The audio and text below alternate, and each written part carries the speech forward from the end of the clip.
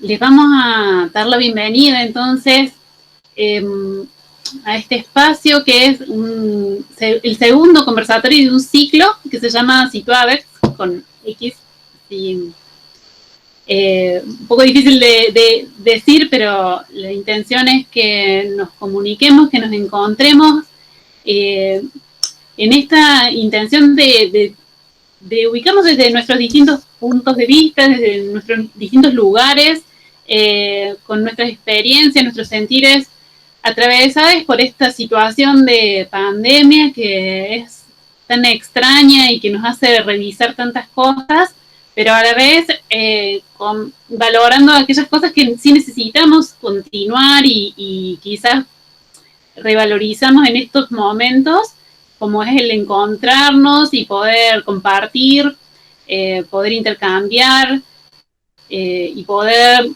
saber cómo estamos también atravesando estos momentos. Entonces, bueno, es una gran alegría que hoy estemos acá, en esta situación y todo, encontrándonos con los compañeros de la mesa, que Nico ha sido un gran articulador ahí para que nos podamos encontrar en este espacio. Yo soy Paula Gaitán, por si no me conocen, soy la coordinadora del programa Feminismo, Sexualidad y Derechos, que está sentado en la Secretaría de Extensión de la Facultad de Ciencias Sociales, que empezó a funcionar a finales del 2018 y bueno, estamos trabajando en esta articulación con organizaciones, con esta intención de diálogo y de escucharnos y poder pensar conjuntamente, aprender y trabajar en conjunto. Así que bueno, esta es una hermosa oportunidad. Gracias, Nico, por tu articulación y bueno, esperemos que hoy nos enriquezcamos mutuamente. Gracias, Leti, también por aceptar esta invitación y a los compañeros de la mesa que, bueno, van a plantear sus puntos de vista y ahora Nico va a hacer la introducción más específica al tema de hoy. Y la verdad que, como decía la Pau, da mucha alegría compartir este espacio por la necesidad de encontrarnos y por la necesidad de que, y por la importancia, por sobre todo de que en social y que en la universidad encontremos espacio de intercambio con las organizaciones sociales y territoriales para poder pensar lo que nos pasa, poder hacer análisis y también poder pensar cosas a futuro. Así que me parece que es una muy interesante oportunidad y espacio para esto, dialogar, conversar, pero también pensar hacia adelante. En ese marco surge esta actividad que tiene el nombre, de alguna manera, bien anclado en pensar la agenda de derechos de las disidencias, y tomamos como excusa, quizás, la oportunidad de los 10 años del matrimonio igualitario que se cumplen en unos días, pero así como tomamos la experiencia del matrimonio, también nos asentamos en otras experiencias como y en otras reivindicaciones de lucha, como es ahora el 28 de la revuelta de Stonewall, de 51 años, como fueron hace muy poquito también los 8 años de la ley de identidad de género. Y no es casual que nos asentemos en estos momentos, porque justamente mirar los procesos históricos nos hacen sentarnos un segundo, encontrarnos, conversar, poder pensar todas las legislaciones, todas las políticas, todos los avances que hemos logrado social colectivamente, pero también en una suerte de bisagra o de poder mirar hacia los dos lados, poder también repensar, conversar y articular para ver cómo solucionamos y qué decimos de todas las deudas, las ausencias que tenemos por delante, que es una gran tarea. Y en eso, la verdad que encontrarnos con compañeros y compañeras que de diferentes espacios están nucleados en la mesa, que es un espacio de concertación y encuentro de una multiplicidad de organizaciones de diferentes estilos, pero bien vinculadas por la clave de pensar la disidencia y el orgullo, vamos a compartir. Agradecer a Leti que se sumó a una suerte de comentarista panelista. Ella viene trabajando temas vinculados a sujetos, sujetas y a Estado, y de ese lugar vamos a pedirle una reflexión en torno a estas disrupciones en los discursos sociales que ella por ahí bueno, algo estuve mucho viendo ayer y iba a comentar, y por sobre todo a los compañeros de la mesa, que yo eso, me siento re contento porque estoy en un doble rol, formo parte de la mesa y me toca de la facu compartir esta actividad. Hay muchas personas de la mesa que están conectadas, en particular eh, hay algunas compañeras y compañeros que van a oficiar de las personas que van a compartir algunas ideas, pero después, nada, la idea es que abramos el micro y que podamos justamente conversar e intercambiar. En términos operativos, comparten los compañeros de la mesa algunas reflexiones, comentarios de la Leti, mientras pueden ir haciendo preguntas o comentarios en el chat. Al final de las exposiciones las leemos y la idea es después que, bueno, se abre el micro para poder intercambiar y poder conversar. De la mesa en particular está la Ceci Quinteros, que es de familias homoparentales. Todas las personas vienen a hablar en nombre de la mesa y se van a ir presentando, pero bueno, ahí está la Ceci, peleando con la conexión desde Cerro Azul. La Mica Vallejos, que por EPEC atentó contra ella, creo, y no sé si se pudo conectar o no, está ahí viendo esa posibilidad. Está presente también Lale Mancilla, de Libres y Diverses, que también ya se va a presentar. Y no sé si ya se conectó el Guille de Devenir Diverse, que también iba a compartir. En todo caso, la Mica y el Guille se van a ir sumando en un ratito, pero bueno, empezamos con la Ceci, ¿te parece? Inaugurar. Muchas gracias por la invitación, por todas estas articulaciones que se dieron para que podamos estar aquí hablando y reflexionando sobre, bueno, situades en la cuestión de las luchas, a quienes hicieron posible esto, este espacio súper rico. Bueno, mi nombre es Cecilia Quinteros, pertenezco a esta mesa hace varios años, con todas estas transformaciones que también ha tenido esta mesa coordinadora del orgullo disidente,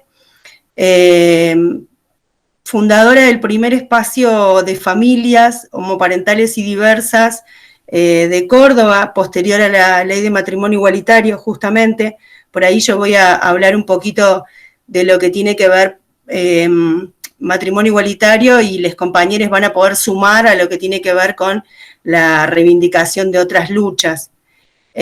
Particularmente y a 10 años de todo lo que significó la movida de matrimonio igualitario, que fue muy rica, no solamente por los debates que se dieron adentro de las organizaciones, y por tomar también a matrimonio igualitario como la punta para el inicio de otras luchas y otras leyes que vinieron a entrar de otra manera ya, ¿no? Una vez instalada la ley de matrimonio igualitario. En principio, bueno, en poder dimensionar esta lucha que se sacó a la calle el tema, a mí en lo personal pienso que cuando sucedió lo de aborto hace 2 años, que tuvo este impacto social tan grande, fue ese trabajo que se hizo hace 10 años con matrimonio igualitario, que entrabas a una carnicería y la gente estaba hablando de matrimonio igualitario, entrabas a un bar y se estaba discutiendo, ibas a la escuela y estaban hablando, ¿no? Lo que se puso fue el tema sobre la mesa social y se ganó ese espacio de discusión, y en eso la verdad que yo hace 2 años cuando sentí toda esa fuerza de aborto realmente pensé que iba a ser otro logro. En ese sentido, digo, me recordaba mucho esto, ¿no? Porque eran todos los espacios en juego, ¿no? Pro matrimonio igualitario y anti matrimonio igualitario, ¿no? En Córdoba tuvimos unas marchas muy fuertes a favor de matrimonio igualitario, pero también tuvimos unas marchas muy fuertes en contra de matrimonio igualitario, ¿no? Bueno, vino Guille de una de las organizaciones que se puso al hombro lo que vino a ser como el mapa político en la lucha de matrimonio igualitario en Córdoba, que fueron las organizaciones, la juventud, la universidad, ¿no? Y la iglesia para dar estas discusiones.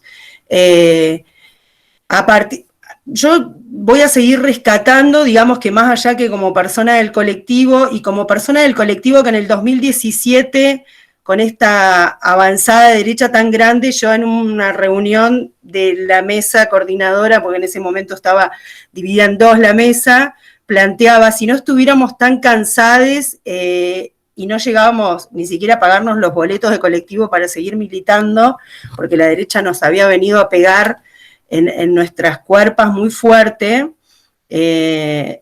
dije, este era el momento de plantear plurimatrimonio, o sea, no sé, plurimonio, lo que sea, este era el momento de hacerle la contrajugada a esta derecha en esto que les molestó tanto, que se apropiaron de los términos familia, ¿no? Entonces las marchas eran de que veníamos a romper la familia o este modelo de familia que planteaba la heteronorma y la iglesia y el Estado, ¿no?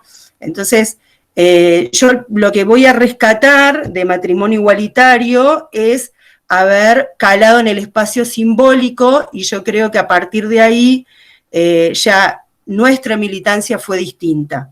Creo que no es lo mismo para una persona hoy salir del closet, entre comillas, post matrimonio igualitario, post ley de identidad de género, que hace 20 años atrás, ¿no? O sea, matrimonio igualitario, creo que el trabajo más grande que hizo fue romper el espacio simbólico, y en eso, digamos, vino a abrir una marca muy grande en general en Latinoamérica, ¿no? No solamente en Argentina. Es una ley que incomodó y que generó un estruendo así súper fuerte. Hablar de esto, ¿no? De lo que generó en el espacio simbólico. Al punto, que creo que después vamos a seguir hablando, ¿no? Pero al punto que yo creo que hubo un gran avance a partir de matrimonio igualitario, ley de identidad de género que entró así absolutamente con otro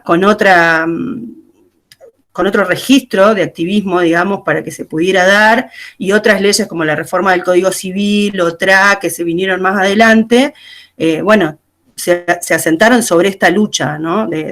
Y este logro que fue matrimonio igualitario.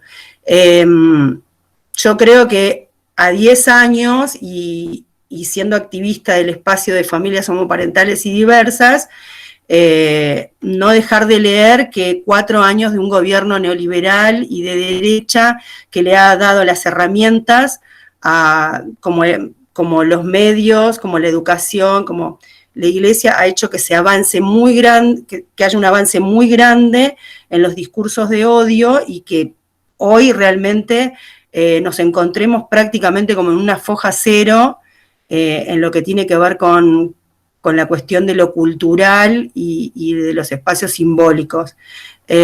¿Por qué lo digo? Digo, hace prácticamente el 28 también se cumple un año de la sentencia a Marian Gómez, donde, ¿por qué hablo de estos avances de derecha, no? Porque de repente una jueza da una sentencia a una lesbiana, por este motivo de que se habían, empezaron la situación sobre un beso en una estación de tren o de metrovías, lo que sea, aplicaron este uso de la ley, fue totalmente violentada, la persona respondió, y a partir de eso se la sentencia a 1 año de prisión sin efecto. Y la jueza decide dar esa sentencia un 28 de junio. O sea, digamos, no son casualidades, y de repente viene todo eso que había trabajado desde el espacio simbólico, matrimonio igualitario, vienen a plantearlo simplemente cuando los seguridad plantean que estas personas declaran que son pareja y le dicen, bueno, a ver la libreta de matrimonio. Digo, esto de el avance de la derecha sobre avasallar todos nuestros logros y todos nuestros derechos fue muy grande. Yo creo que hay que hacer una lectura y dimensionar cuánto ha calado, ¿no? Porque, digo, se aprobó matrimonio igualitario, pero creo que necesitábamos otras herramientas para poder lograr por ahí un cambio un poco más profundo a nivel cultural, ¿no? En la línea de lo que vos decías, lo invitamos mientras prepara la última de Guille para poder seguir, de Devenir Diverse. Guille, te veíamos, pero no... Mientras Guille se prepara, les contamos, aparte, que la actividad está coorganizada con la mesa, con el programa de feminismos, sexualidades y derechos de la Secretaría de Extensión de la FACU Sociales, la Comisión de Género y Diversidades Sexuales del Colegio de Profesionales en Servicio Social de la provincia de Córdoba, que hay algunos representantes, y de hecho han mandado algunas preguntas ya para sumar al conversatorio, la Comisión de Género y Diversidad del Centro de Estudiantes de la Facultad Sociales. Hay algo que me parece importante también ahí remarcar, que no nos olvidemos que en ese momento de la detención de Marian, en el gobierno de la derecha, del macrismo, hubo un protocolo de detención especial para el colectivo LGTB+, y que fue también una discusión hacia adentro del colectivo, ese protocolo, porque había muchos compañeros que como que lo celebraban, ¿no? Y parte de la sociedad que celebraba ese protocolo de detención pensando que ese protocolo venía a garantizar derechos hacia el colectivo, que venía a garantizar detenciones sin violencias, y no, bueno, claramente no era eso, digamos. Uno si leía bien el protocolo, lo que ese protocolo garantizaba era que justamente las fuerzas de seguridad pudieran detener en base a sus criterios y sus cuestiones morales a cualquier persona del colectivo de la forma que quisiera. Y bueno, tuvo que pasar un caso como el de Marian Gómez para que muchos entendieran lo que significaba y la gravedad que tenía un protocolo así de detención, incluso en democracia, ¿no? Los otros días hablábamos con otras compañeras del edicto que se había sacado, ¿no? De los años, de allá por los 70, y nos encontramos hoy, después a 50 años, 45 años, con un protocolo de detención, ¿no? Entonces, por ahí también es importante poder remarcar eso, en cuanto a todo el contexto ahí que estaba contando Ceci sobre Mariam. No, por ahí quería aclarar esto cuando decía lo de las herramientas del Estado, ¿no? Bueno, posterior a matrimonio igualitario, contarles que decidimos hacer un encuentro de familias homoparentales y diversas en el interior de Córdoba. Luego se hace uno a nivel nacional el mismo año. Y bueno, fue muy particular, digamos, porque las familias existimos hace un montón de años, pero bueno, este 2012 y en Córdoba, no sé, era como todo el mundo había salido del closet, y muy fuerte porque también venían familias sin hijes, ¿no? Que no traían a los hijes de repente porque tenían guardas provisorias, los chicos usaban el término flojitos de papeles, entonces era como todo muy temeroso. Ese 2012 fue increíble, fueron no sé qué cantidad de familias, me olvido, pero éramos muchísimas familias, y una pensaba, digamos, que bueno, que ya estaba todo con la ley, ¿no? Que era... Después vino la ley del Astrá, ¿no? Pero cuando digo las herramientas del Estado es que de repente de 10 años hacia ahora todavía tenemos que seguir peleando para que haya una formación continua en los lugares claves, ¿no? En salud, para atender casos de familias diversas, en los espacios registrales, ¿no? Este año en un consejo de diversidad que nos convocaron a varias organizaciones en la municipalidad, hablábamos de esto, ¿no? De la importancia de la formación continua, porque entendemos que los roles en el Estado van mutando. Vos formás a una persona y a los 6 meses, la persona que está en el lugar donde te va a inscribir a los hijos cambió y vuelve, y nosotros tenemos, no sé, 6 consultas que tienen que ver con lo mismo, y que vos decís, pero ¿cómo puede ser que esto se siga repitiendo con el tiempo, esta vulneración de derechos, el trato digno, ¿no? Es como cosas que una necesita como otras herramientas que tiene que proveer el Estado, ¿no? Y en el espacio de educación, bueno, realmente ha habido un retroceso muy grande, porque bueno, claramente quedó como a criterio de escuelas y organismos medios la aplicación de la CESI, cuando en realidad tendría que haber habido una bajada un poquito más severa con relación a la aplicación de la ESI, que también es una ley viejísima, y son cosas que para nuestro cotidiano y nuestro cambio cultural no son menores. ¿no? Que vuelvas a tener que explicar a una directora que una niña se tiene, o sea, que vos tenés que recibirlo en la escuela igual, que lo tenés que nombrar con su nombre autopercibido, o sea, son cosas que, digamos, hemos ido recibiendo como familias, estas consultas, pero bueno, porque tienen que ver también con que, bueno, están las leyes, pero por ahí no están las herramientas puestas al funcionamiento de esas leyes, ¿no? Eso es como la crítica que yo hago, incluso, digo, los medios de comunicación también, ¿no? Como también jugando un rol súper importante hacia los discursos de odio, y confundiendo y todavía generando malos tratamientos acerca de todas nuestras problemáticas, ¿no? Entonces, como que eso es también para observar como colectivo, como, bueno, como sujetos, ¿no? Bueno, en ese sentido también creo que siempre los lugares, ahí como decía Ceci, los lugares de la educación son como lugares de resistencia y de trinchera, ¿no? Para nosotros también.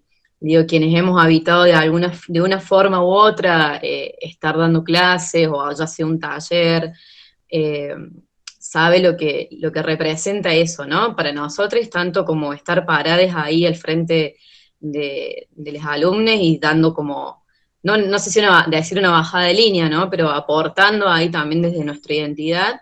Y bueno, y en estos días, que tampoco es casual, yo siempre digo que me parece que los avances de estos sectores antiderechos, odiantes, son siempre como en los momentos que creen que estamos más vulnerables, ¿no? Eh, si hacemos como un repaso de ciertos avances o donde se empecinan en el odio, hasta hace unos días tuvimos los manifiestos de FASTA, ¿no? De los colegios católicos, que también es como decía Ceci, parece que al día de hoy no debería existir eso ya, ¿no? No deberíamos estar discutiendo esto, ni estar nosotros reclamando a esos comunicados, ¿no? Respondiendo a esos comunicados. Y nos encontramos aún así dando una respuesta política a gente que ataca directamente contra los derechos del colectivo. Incluso siempre son como llama mucho la atención porque siempre son como muy puntuales, ¿no? Hacia ciertas identidades en particular y ciertos temas en particular. Digo, lo del matrimonio igualitario fue un punto en los comunicados donde se hizo mucho hincapié. Entonces eso también, bueno, como para aportar ahí que lo que venía hablando Ceci con respecto a la educación. Justamente en esos espacios que son bien sensibles, digo, lo disruptivo de nuestras presencias disidentes genera justamente cosas para decir, para hablar, para conversar y para seguir discutiendo. Ahí está teniendo algunos problemas Guille para conectarse, pero Ale, ¿te parece? Buenas, ¿cómo andan? Mi nombre es Alejandra Mancilla. Yo milito en Libres y Diversos en Humalá, también soy parte de la mesa organizadora de la Marcha del Orgullo. Y bueno, a mí me toca hablar un poco a lo que nos compete, bueno, ¿no? Esta parte del colectivo que son los cuerpos stands, ¿no? Eh, cuando nos invitaron a este conversatorio, nos preguntábamos todo el tiempo, ¿no? Esto de cómo lo abordamos. Lo abordamos desde el matrimonio igualitario, lo abordamos desde una mirada un poco más crítica, lo abordamos desde una mirada mirándolo desde los avances. Y me parece que pudimos lograr rápido un consenso que tenía que ver con esto, ¿no? Esta definición política de poder mirarlo desde una amplitud general y de las organizaciones, pero por supuesto de una construcción colectiva. En ese sentido nos retomamos muchas cosas, ¿no? Esto, por ejemplo, a mí me llamó mucho la atención esto del matrimonio en términos, llámese un poco más pragmático, incluso de quiénes son los que pueden acceder incluso a esto, lo que llamamos matrimonio, una cosa más romántica, el amor, etc., ¿no? Y en eso vinieron como un montón de cataratas, ¿no? Esto de tratar de resignificar algunas cuestiones. Justamente hoy, a 2, 3 días del 28 de junio, me parece que por lo menos a mí lo que me pasa es tratar de resignificar esta fecha, ¿no? Y así como nosotros hemos podido resignificarla, hemos podido identificar lo que nos está pasando, eh, los estos nuevos desafíos que nos están pasando o que estamos sintiendo se han resignificado, ¿no? Esto de sentir incómodos, de hacer sentir incómodos, va cambiando, ¿no? Y también esto, la necesidad imperiosa que tenemos como colectivo, como comunidad, de que de una buena vez los estados y la sociedad en su conjunto se hagan cargo de nuestros cuerpos, de nuestras vidas, de nuestras trayectorias, pero por supuesto de lo que venimos a hacer a esta tierra, ¿no? Eh, no sé, desde un sentido hasta incluso más filosófico, ¿para qué estamos acá, no? Entonces, me parece que es todo un desafío el poder interpelar al otro, ¿no? Al otro en esto, ¿no? Estas cuestiones que tienen que ver con el otro. En ese sentido, yo también aportaría que después de estos dos pilares fundamentales que tienen que ver con la ley de identidad de género y la ley de matrimonio igualitario, los estados no se han dado o no han propiciado avances concretos que tienen que ver con hacer siquiera un poquito más inclusiva una sociedad, ¿no? Todavía nuestros besos siguen molestando, todavía nuestras presencias siguen molestando, todavía nuestro amor sigue molestando, todavía incomodan nuestros cuerpos gordos, nuestros cuerpos feminizados, nuestros cuerpos femeninos con pene, nuestros cuerpos masculinos con vulvas, nuestros cuerpos femeninos sin tetas, nuestros cuerpos en sí. En eso me parece que ahí abre una puerta grande en la cual nos invita a la reflexión, pero por sobre todo también invita a poder cuestionarnos, ¿no? Esto de, vuelvo a repetir, esto de cómo hacemos para que la sociedad en su conjunto pueda tan siquiera preguntarse para qué estamos acá o poder contribuir, ¿no? En ese sentido hay. Después, para profundizar un poco más en los desafíos, me parece que por ahí en las cuestiones que estamos tratando de resignificar en cuanto a la lucha que venimos sosteniendo, es varia y es amplia, ¿no? Como sabemos, no a todos nos pasa lo mismo, ¿no? Los colectivos, si bien nos identifica la lucha, nos une la lucha, nos une la idea de poder construir algo colectivamente, nos separan mucho las violencias, nos separan mucho lo cotidiano, y en ese sentido me parece que necesitamos una sociedad y un Estado concreto que avance con políticas concretas hacia el colectivo, ¿no? Esto de pensar políticas concretas en cuanto a la comunidad trans, en cuanto a la comunidad lesbiana, en cuanto a la comunidad gay o marica, me parece fundamental. Y en ese sentido, por ahí le escuchaba a la Ceci o le escuchaba a la Anabela, que nosotros le decimos Pochoclo, con mucho amor, esto, ¿no? De cómo nos avanza lo cotidiano, cómo nos avanza, ¿no? Esto de la Ceci contaba a Marian Gómez en este hecho violento de incluso hasta de sumisión y muy heteropatriarcal, le pidieron su libreta de matrimonio, ¿no? Hace poquito, nosotras las compañeras desde la Asamblea Trans recibíamos la denuncia de una compañera que tenía que ir a retirar la medicación porque es seropositiva, y tenía que justificar qué medicación era y qué tipo de enfermedad, ¿no?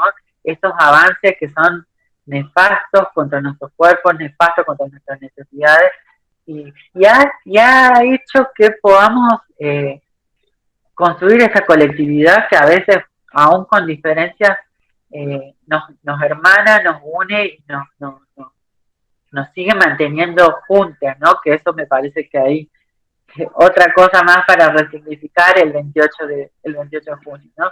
El volver a encontrarnos en estos sentidos, con nuestros seres, con nuestros cuerpos, tiene que ver con esto.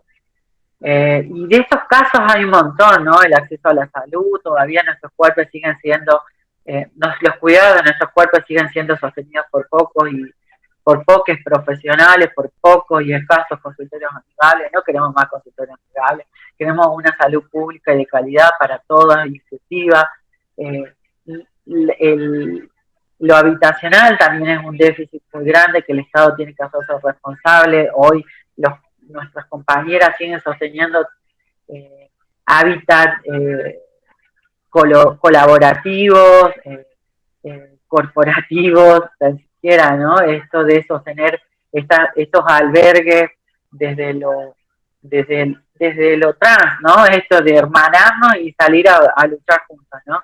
Pero sobre todo, y hoy me gustaría poner el énfasis en esto cotidiano que nos está pasando, que es la inclusión laboral, ¿no? Hoy, justamente a una semana en la que se pudo avanzar en una comisión de la Cámara de Diputados con respecto a los avances concretos que tienen que ver con la inclusión laboral, me parece súper fundamental de que no solamente el colectivo o la comunidad LGTBIQ sea partícipe y sea protagonista, ¿no? Necesitamos, me parece, ahí el consenso social, la construcción social, para que este flagelo del acceso laboral se termine hacia los compañeros que estamos incluso sosteniendo nuestros cuidados y nuestros cuerpos con a veces el trabajo sexual. Sin entrar en esto, ¿no? En esto de si es malo o por ahí o bueno, o por ahí en esto de pensar de una manera absolutista, pero sí me parece una forma de podernos construir, pero por sobre todo vincularnos, ¿no? Por ahí es eso. Por ahí ya, si quieren voy cerrando, no sé, yo podría seguir, pero no sé, por ahí también me gustaría escuchar a alguien más. Mientras tanto sigo acá. Bueno, puedo profundizar un poquito con el tema de inclusión laboral, ¿no? Me parece fundamental que empecemos a entejer estos entramados de redes que tenemos con esta mirada feminista que venimos sosteniendo la lucha de un montón de cuestiones que nos tienen que ver, que nos pasan por nuestros cuerpos.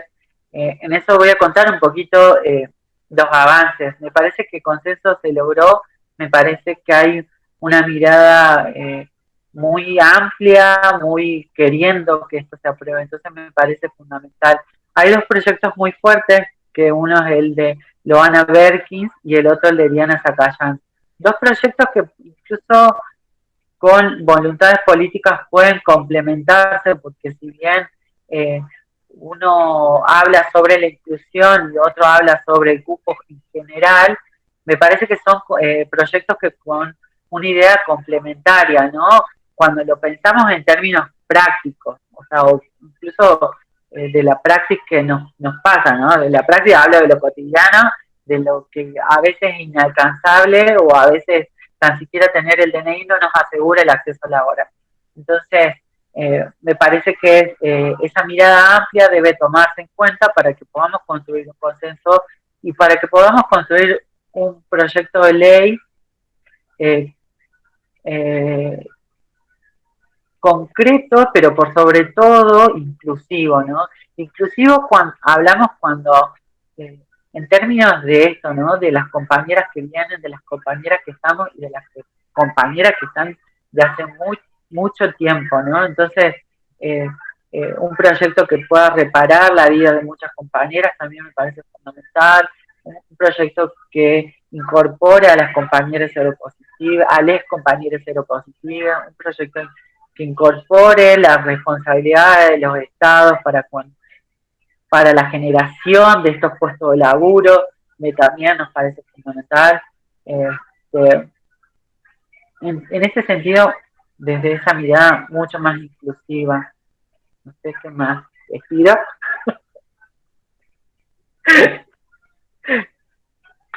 Pero bueno, no, en ese sentido, al 28 de junio me parece que la idea hoy hablábamos, ¿no? Y tenemos todo el tiempo la palabra orgullo.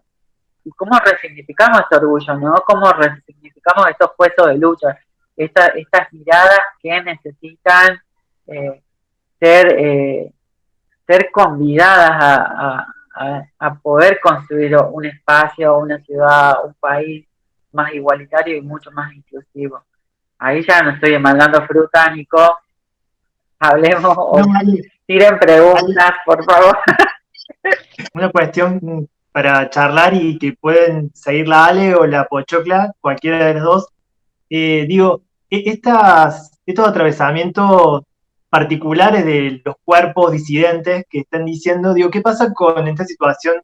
Digo, lo venimos conversando, pero lo digo para hacerlo público, hacerlo discurso público y poder conversarlo. ¿Qué pasa con estos cuerpos disidentes en unas situaciones como esta de pandemia donde hay mayor agudización de las desigualdades?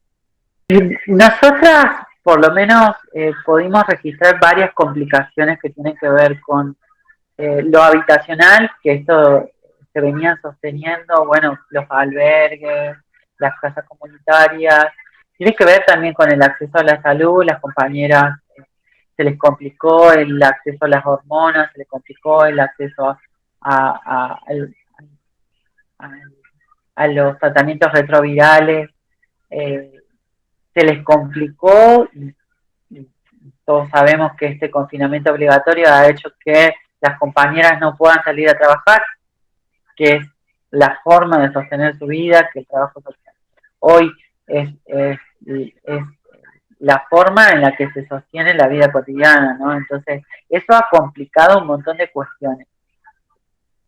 Lamentablemente, como cuando yo te decía de la necesidad de tener políticas públicas concretas hacia los colectivos disidentes, tenía que ver con eso, ¿no? De que muchas veces las ayudas o programas para la inclusión no reparan o incluso no sostienen la vida de las compañeras, ¿no? Yo, por ejemplo, siempre tomo el caso de una compañera que convive seropositive, que no puede acceder a esos programas porque tiene su pensión, ¿no? Y una compañera que no solamente tenía su pensión, pero que aparte necesitaba salir a laburar.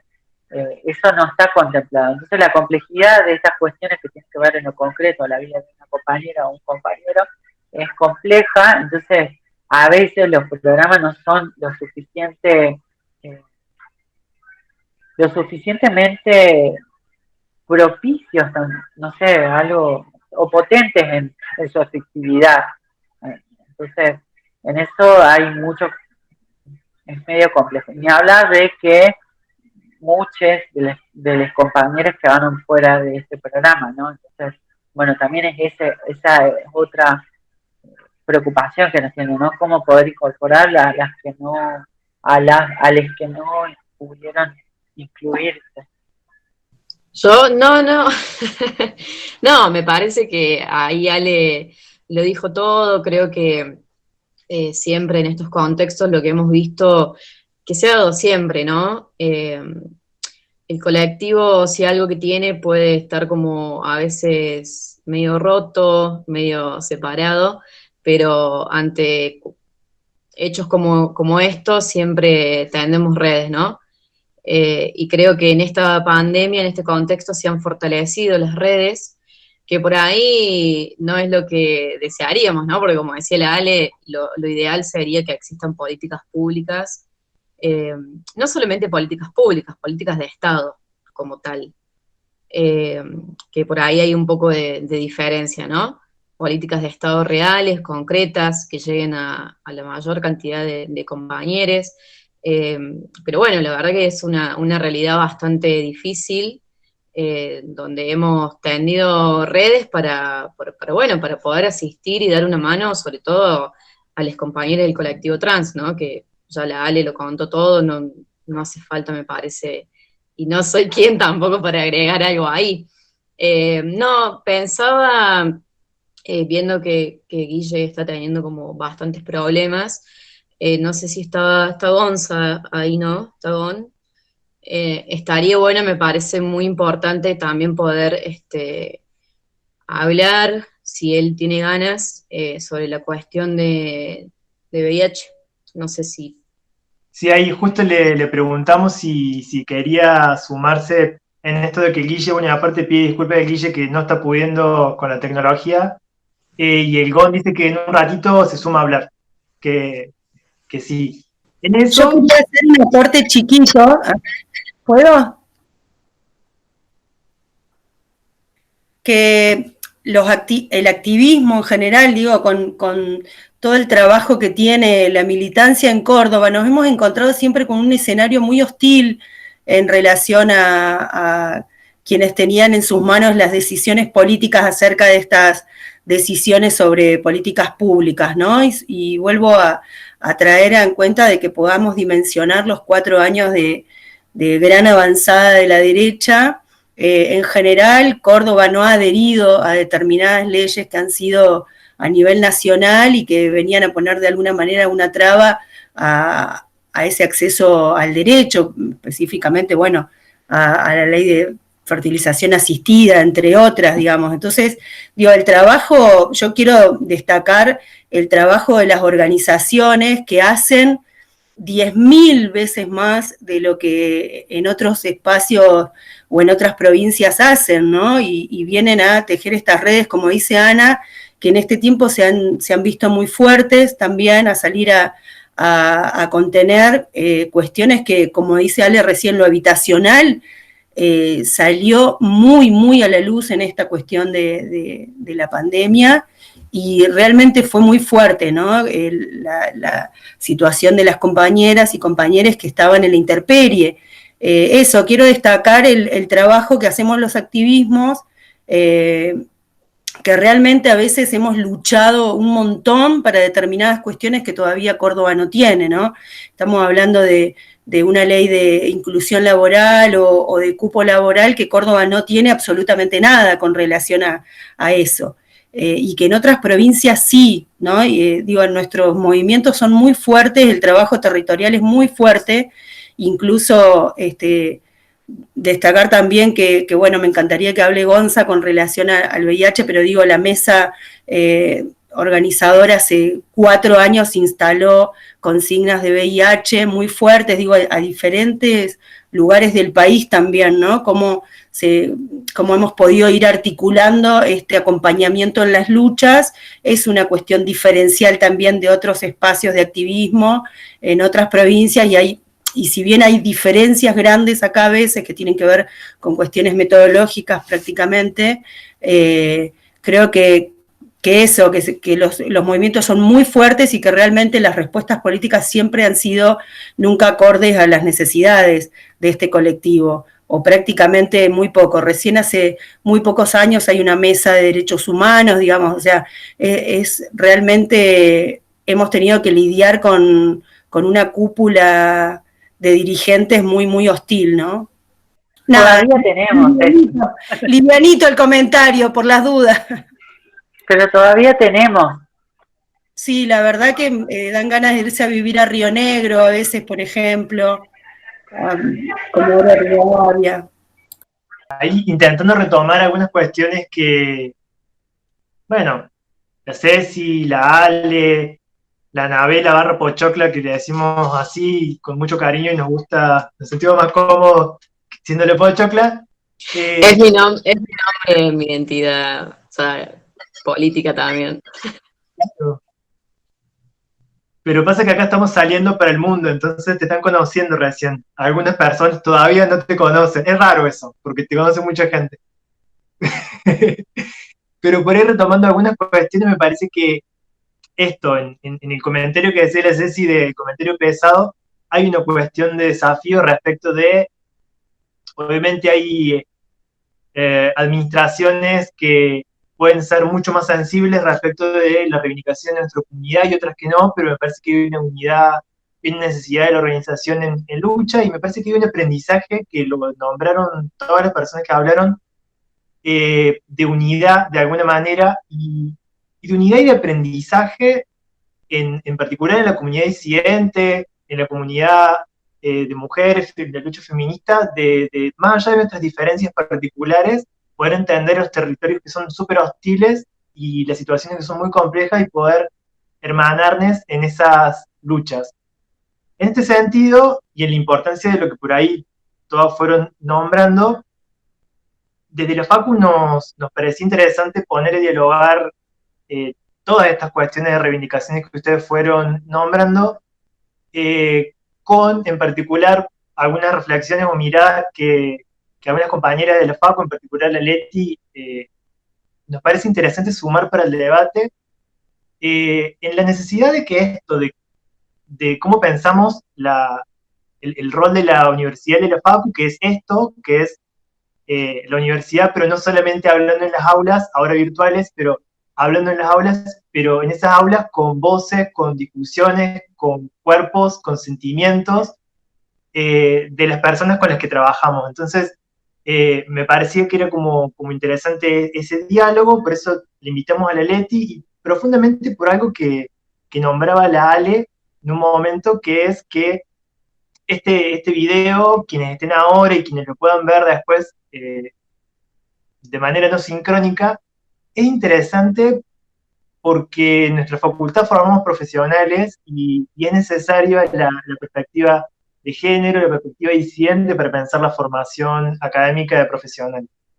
En ese sentido, la invitación a la Leticia Chavarri, que es docente investigadora de la Facu de Sociales, con lugar de trabajo en el IFAP, que es el Instituto de Investigación y Formación de Administración Pública, que nos comparta algunas reflexiones en función de esto que venimos conversando, y después abrimos el micro para seguir conversando. Gracias por la invitación a todos. Soy parte, como dijo Nico, de la Facultad de Ciencias Sociales. También pertenezco a SIGSA, que es una ONG que trabaja en Córdoba, una ONG feminista.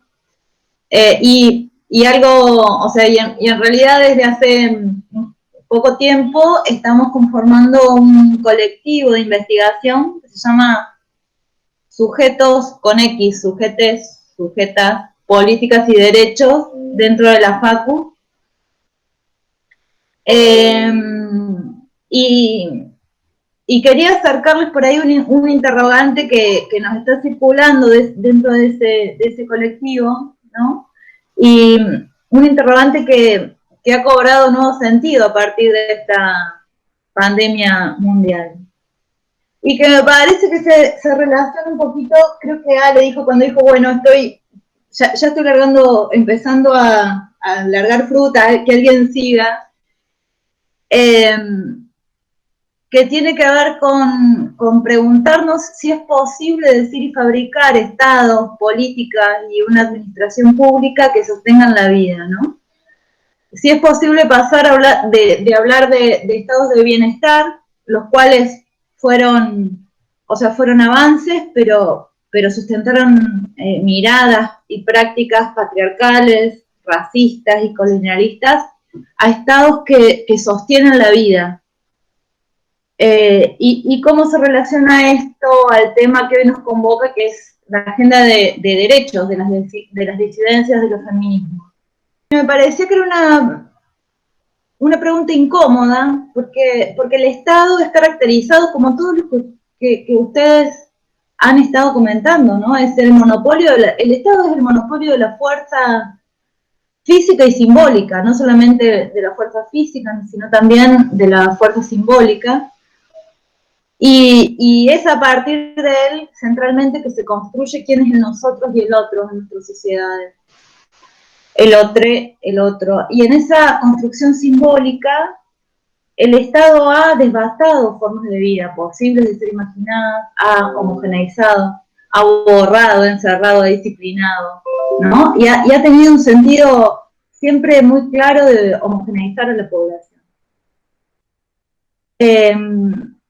Y este interrogante de si es posible pensar en estados que sostengan la vida adquiere, me parece, una nueva dimensión en este contexto de COVID, que no es el mismo contexto para todos, ¿no? Hay problemas laborales, de escasez, de gente sin laburo, sin casa, o con casa pero conviviendo con sus abusadores. Creo que este contexto de COVID nos pone a todos frente a una sociedad distópica, ¿no? Que en donde no se puede desconocer la situación de los más frágiles, los más postergados de nuestra sociedad, las mujeres, las disidencias, de aquellos que cuidan, frágiles en el conjunto de sus intersecciones, que quizás una de las fundamentales de esas intersecciones que nos atraviesan, como plantea alguien con quien trabajo, que es Ana Falú, viene siendo la económica, ¿no? en esta pandemia. Pero me parece que en este contexto viene siendo más sencillo, porque todas las lecturas que uno viene haciendo de este contexto, ¿no? tienen que ver con eso que imaginar alguna cuestión como más utópica. Y el hacerse esa pregunta, me parece, si es posible construir estados que sostienen vida, me parece que en algún punto contrarresta una de las características que es propia de los neoliberalismos, de los conservadurismos, que es la clausura al pensamiento, ¿no? Es el pensamiento único. Lo único posible es,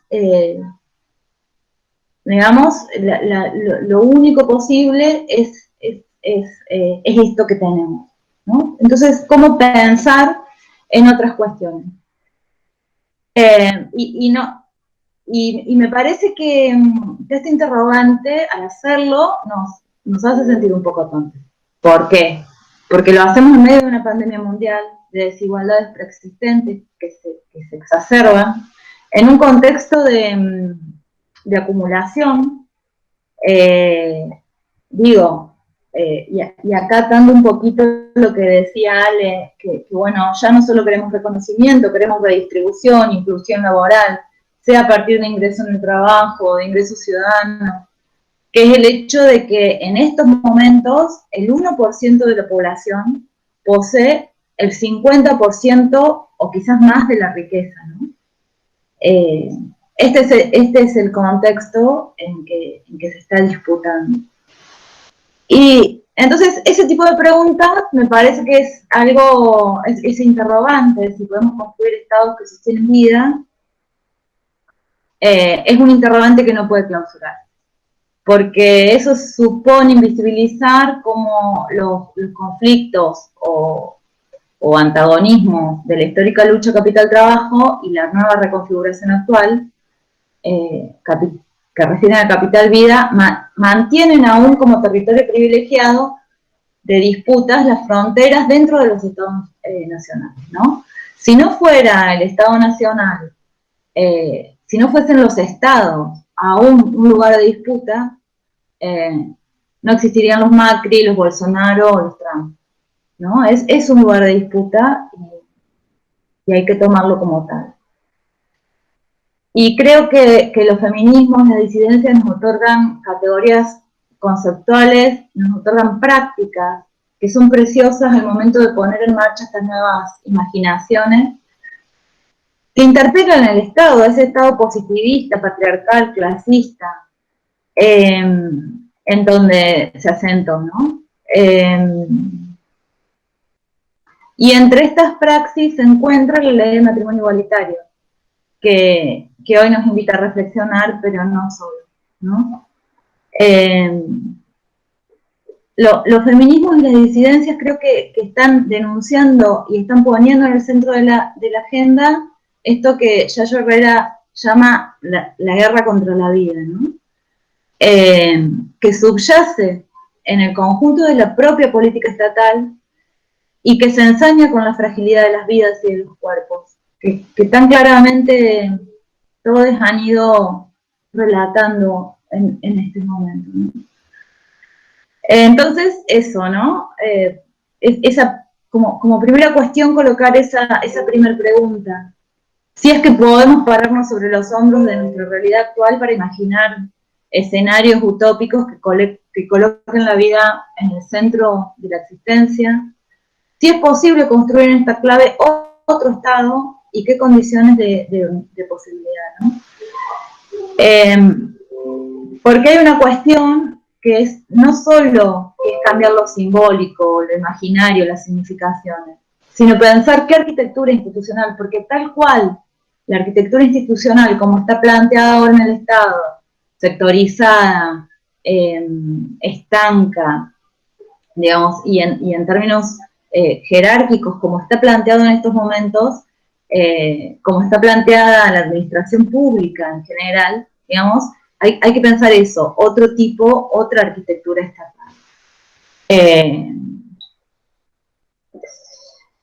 Porque, digamos, un punto que me parecía significativo es esto de que los nuevos imaginarios que se ponen en circulación necesitan nuevas técnicas, que hablar de técnica no es hablar de tecnocracia, ¿no? Pero necesitan técnicas que permitan encarnar estos imaginarios.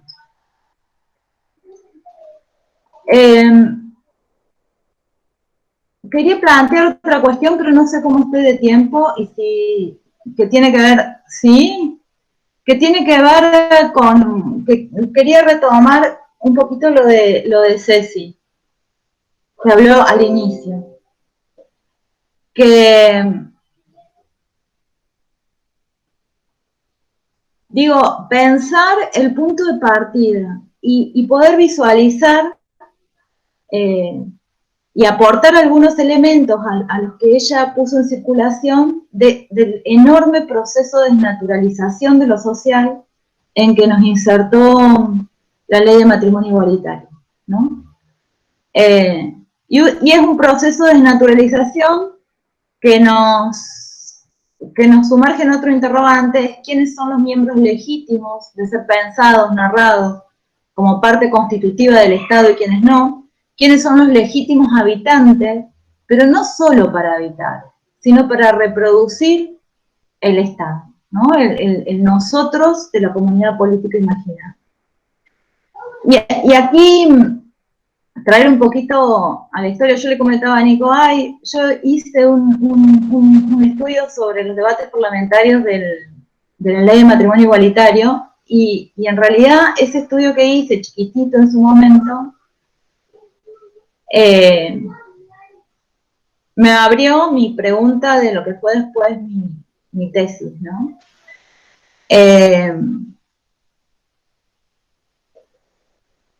Y acá traer algunos datos de historia que nos permitan ver, poner en contexto, porque a veces se pierde eso, ¿no? Tan importante era el tema de la reproducción de la población, de cómo de no solo quién habita, sino quién reproduce la población en nuestro país, en el mundo, pero específicamente en nuestro país, que tuvo unos inicios muy racistas, que una de las primeras cuestiones que el Estado argentino va a expropiar a la Iglesia va a ser la gestión sobre el matrimonio. O sea, la puerta de ingreso legítima a fin de constituir una familia. En el marco de la familia es que se reproducen los cuerpos de este nosotros nacional, ¿no? Y allí se pasó de una familia cristiana a la familia normal. Y si la familia cristiana, digamos, tenía ciertos pecados, la familia normal se va a meter y va a ser regulada por toda una serie, por legislaciones, por un montón de cuestiones que se enraizaban en el higienismo, la psiquiatría alienista, la criminología, ¿no? Y, digamos, y todo aquello significado como anomalía, patología, le impedía a estos sujetos componer o editar o reproducir la nación que se estaba creando en esos momentos, ¿no? Que se estaba construyendo. Todo lo que era diverso, vagabundos, mendigos, inmigrantes, pobres, mujeres, anarquistas, ¿no? Aún ciertas enfermedades, como el caso de la lepra, la locura, las niñas sin familia, se erigían en cuestiones, en foco, en esta Argentina que se constituía de la cuestión social. Era ese gran otro que había que reglamentar e intervenir a fin de homogeneizarlo y que una vez normalizado pudiese ser parte, ¿no?, de esta comunidad política imaginada. Y no solamente era importante este otro, era muy importante el contagio a su descendencia, ¿no? Hubo todo lo que fue los juzgados de menores, las instancias de tutelaje, que tenían con esto, con preservar la descendencia. Digamos, la población que se iba construyendo. Y en esta nación, no solamente se encontraban estos anormales y su descendencia, sino que había toda una serie de poblaciones que fueron borradas del panorama. Hay un autor, que no me acuerdo el nombre en estos momentos, que habla de esto, de poblaciones borradas del panorama visual, que no existen siquiera como un otro pasible de ser normalizado por la ley y las instituciones. Y pone como ejemplo el caso de la homosexualidad, que no fue punida por el Código Penal, que se crea a inicios de nuestro Estado-Nación, y que no es leído como un avance en las libertades individuales, sino que supone una realidad que no podía ser pronunciado ni aún en términos de criminalidad, ¿no? El pudor público pedía silencio. Decía sobre la imposibilidad de uniones por fuera de un binomio opuesto y complementario, varón y mujer. Y expulsaba de eso a la realidad. Eran seres inexistentes. No fueron los únicos, pero no, me parecía... No voy a hacer todo el raconto, las disrupciones, etcétera, pero sí, a partir del 2005, y cuando yo me pongo a hacer este estudio, me empieza a sonar esta cosa, ¿no? Como la patria es el otro. ¿Y qué significaba el otro? Significaba que iban a ingresar toda una serie de sujetos que habían sido históricamente sometidos a prácticas normalizadoras y de inexistencia, ¿no? Era toda una serie de leyes, como acá bien se dijo.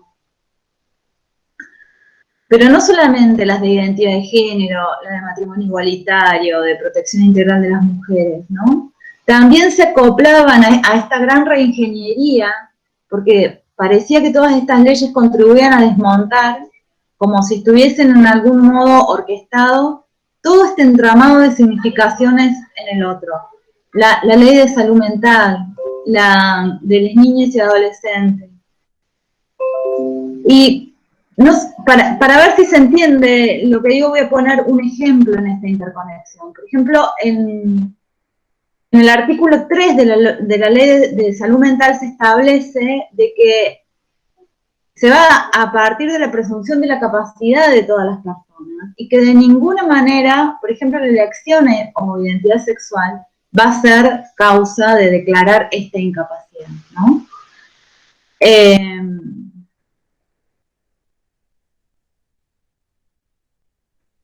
Y entonces, ahí, más allá de posiciones que había y que yo, sinceramente, cuando las leía, no, porque se citaba literalmente en debates parlamentarios a la Biblia, citados literalmente, o sea, la costilla de Adán y Eva, más allá de esas posiciones que eran minoritarias. Más allá de que se seguía con esto de la conservación de la raza humana, porque estaba presente, había dos grandes posiciones, que eran la unión civil o el matrimonio, ¿no?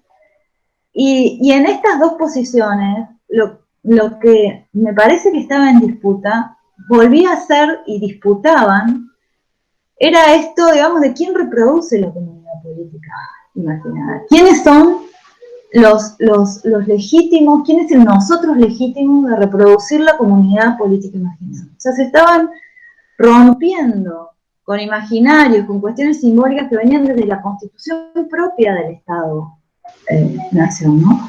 Y en este sentido, toman dimensión y toma digamos, es como, bueno, no puede ser de otra manera, esto que de las avanzadas de la derecha, de los fundamentalismos, de los retrocesos en derecho que vienen después, ¿no? Porque si Argentina se ha caracterizado por algo, es que cada vez que ha avanzado un derecho de cualquier tipo ha venido su retroceso. Tenemos, digamos, a partir de la avanzada de los derechos políticos, estuvo todo lo que fue la década infame del 30. A partir de la avanzada de los derechos sociales y económicos, vino todo lo que fue los procesos dictatoriales que estructuran en el 76.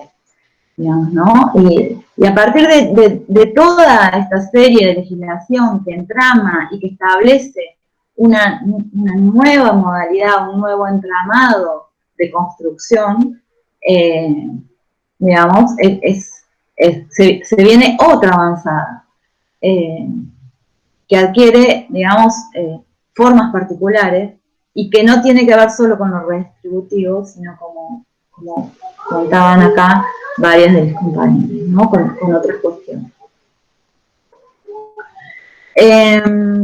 Y lo último que me parece que también estuvo subyacente y que ya mencioné en algún punto es qué técnicas pueden hacer posible este nuevo fabricar estatal, ¿no? ¿Qué nuevos principios de gestión de la política pública poner a desplegar? Evidentemente no son los de la administración beberiana ni los de la gerencia pública con su redacción macrista de CEO, ¿no?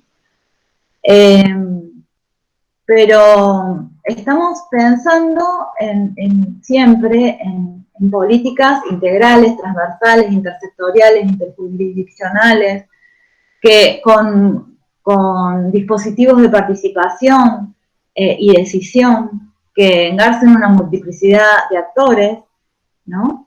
El Estado que en estos momentos tenemos en algún punto, digamos, no tiene una arquitectura organizacional para dar cuenta de ese tipo de políticas, ¿no? Eso es, digamos. Yo recupero siempre esta necesidad que Leletti, es como que yo lo repito como mantra, esto de pensar una nueva arquitectura del Estado para que reconozca estas otras racionalidades como planteaba. Gracias, Leti, gracias a los compañeros de la mesa que fueron exponiendo hasta ahora. La idea de ahora en más es que haya micro, la idea es que podamos seguir dialogando sobre estas exposiciones.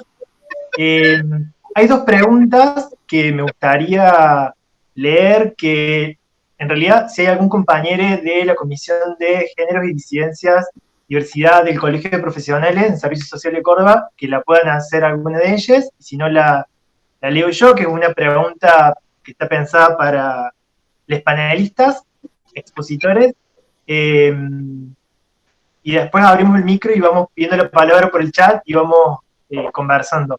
No sé si hay alguien del colegio, hace un rato creo que sí había, pero que quieran leer estas dos preguntas que habían hecho. Leo entonces, porque son dos y cortitas, son dos preguntas para el debate y principalmente para los compañeros de la mesa, y dice una: si desde el activismo tuvieron experiencia de... Estas preguntas las elabora una comisión del Colegio de Profesionales en Servicio Social que agrupa a los trabajadores sociales de la provincia de Córdoba, en nuestro Colegio de Profesionales. Hay una comisión, y en esa comisión se dan dos preguntas, que son: si desde el activismo tuvieron experiencia de articulación, discusión, debate, con colegas profesionales, trabajadores y trabajadoras sociales, y si fue así, pregunta cómo han sido, en qué contextos, y con qué resultados. Esa es una. Y la segunda pregunta es, desde su mirada como activistas, ¿qué contribuciones piensan que el trabajo social podría hacer de la intervención profesional? Son preguntas súper específicas, muy ligadas a la cuestión profesional. Está interesante, es abierta a la mesa, a los panelistas. ¿Puedo empezar yo? Dale, yo por ahí quería, no sé si profundizar, sí también sacar unas cositas que cuando la Leti hablaba, invitaba como también, ¿no?, a pensar en esta construcción, en esta arquitectura de un Estado mucho más inclusivo, ¿no? Me parece que el feminismo nos enseñó a que ya no nos callamos más y las disidencias nos enseñaron o pudimos profundizar de que al closet no volvemos más. Entonces, desde eso por ahí, desde esas cuestiones reivindicatorias, asumimos ese rol y que también somos parte del Estado, el año pasado incorporábamos un texto en la marcha de la Ni Una Menos,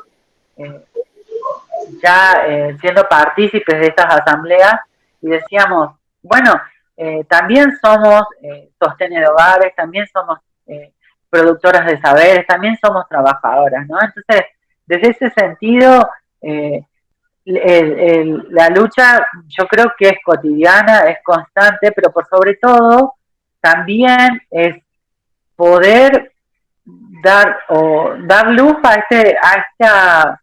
esta mirada o a esta necesidad de un Estado más feminista y más inclusivo, ¿no? Me parece que en buena hora se creó el Ministerio de Mujeres y Disidencia, aunque, viste, nosotros, por lo menos, nosotros siempre decimos, lo que no está escrito no se ve, no se dice, entonces nosotros decimos mujeres, disidencia, puto, lesbiana, todo, etcétera, ¿no? Entonces, desde ese rol, y también esto es lo que yo y lo pongo, ¿no?, ahora, a ver, esto de cómo interpelamos a los, porque esto ya está, esto deja de ser una responsabilidad nuestra para que esto sea asumido por el otro, ¿no? Esto de la otra vez leíamos un compañero trans que habla sobre cómo hemos crecido, cómo nuestros cuerpos han ido siendo aceptados o siendo hormonizados para una mirada incluso acorde a lo normal, sin asumirnos como personas, sin asumirnos como habitantes o como ciudadanos, ¿no? Entonces, me parece que la necesidad de un Estado es lo primordial. Me parece que ahí, antes de que vos empezabas, Nico, cuando hablabas, ¿no?, de darle la palabra a la Leti, como esta arquitectura necesita también de políticas públicas, necesita de planes de estudios nuevos, por ejemplo, ¿no? Yo me acuerdo que hace poquito no sé si este año o el año pasado me invitaron a una charla en la Facultad de Psico, en la cual yo decía, bueno, yo vengo a contar mi historia, yo vengo a contar esto, quiero que me cuenten ustedes, quiero que me digan qué tipo de profesionales quieren ser, cómo quieren ser formados. En pleno debate de esto, de sus modificaciones de planes de estudio, de un plan de estudio viejo, y eso ni hablar de cómo la universidad, aún siendo la primera o una de las primeras universidades en legitimar nuestras identidades autopercibidas, la ONC, no ha propiciado avances concretos en cuanto a la población trans, ¿no? Entonces, me parece que la letra chica o la letra grande nos puede incorporar nociones de utopía, pero sí necesitamos cuestiones que tienen que ver con la responsabilidad, que tienen que ver con esta toma de decisiones y las voluntades políticas, que sabemos que eso también es una cuestión fundamental para la arquitectura de un Estado un poco más equitativo o incluso más igualitario, o con una mirada feminista diversa y diversa. Ni hablar de que cuando hablamos de estas construcciones de feminismo o disidencias también tenemos que ponerle el sentido popular, ¿no? Esta cosa que necesitamos a veces con la vinculación a los territorios, ¿no? Yo, Leti, te escuchaba hablar sobre cómo las compañeras que sufren, o mujeres que sufren violencia de género, tenían que seguir conviviendo en estos lugares o en estos espacios donde habitan con su propio agresor. Nosotros desde Libres y Diversos Mumalá hicimos un relevamiento, el último creo que fue el 15 por ahí, en donde dábamos cuenta de que había un hecho violento hacia la comunidad LGTBIQ+, cada un día y medio, ¿no? Y que de este porcentaje, el 45% eran hechos violentos hacia la población trans, hacia feminidades trans, básicamente, ¿no? Porque esto es real. Y de esto decían, nos llamaba la atención de que la diferencia a estos casos con mujeres heterosis o mujeres, era que el agresor no era alguien conocido, era un X, era un desconocido, ¿no? Entonces, a ver, necesitamos eso, necesitamos un Estado preparado para nuestros cuerpos, para nuestras necesidades, pero por sobre todo que sea el garante y el impulsor de estas políticas. Nosotros estamos, me parece que la ley de matrimonio igualitario, la ley de identidad de género, aún con voluntades políticas, no hubiese sido posible o plausible o lograda sin las intervenciones de las organizaciones sociales. Entonces, estamos acá para que nos inviten a esto, ¿no? A decir que somos también productoras de leyes o pensantes, o podemos incluso crear muchas cuestiones que tienen que ver con eso.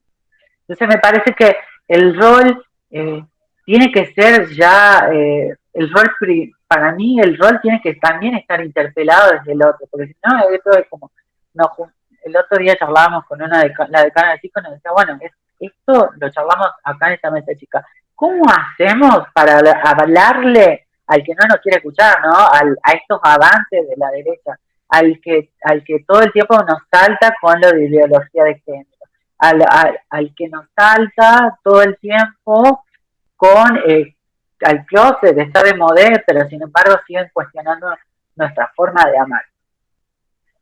Eso es como, bueno, la reflexión por ahí en cuanto a lo que es el aporte de la ley. Y después, bueno, con respecto a las preguntas creo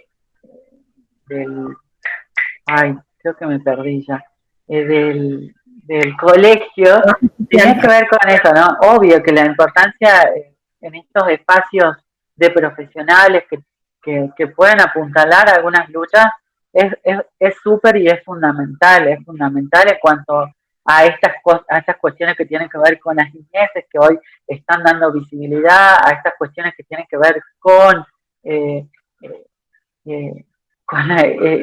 con el trabajo sexual, con el trabajo, el acceso laboral, con las compañeras seropositivas. Me parece que la mirada siempre es amplia y es necesaria, ¿no? Y es necesario que desde todos los sectores, colegios, sindicatos, organizaciones, sean fundamentales a la hora de poder sumarse a estas cuestiones. En ese sentido, por lo menos a mí, siempre, incluso, bueno, he intentado estudiar trabajo social, lamentablemente ahora por mis vocaciones laborales no puedo, porque a veces es insostenible esto de estudiar y trabajar, entonces hoy me coloca de este lado, pero sin embargo todo el tiempo uno se le interpela desde nuestra profesión, por ahí incluso hasta no tan formada, pero va desde ahí, ¿no? Está abierto el micro para seguir conversando.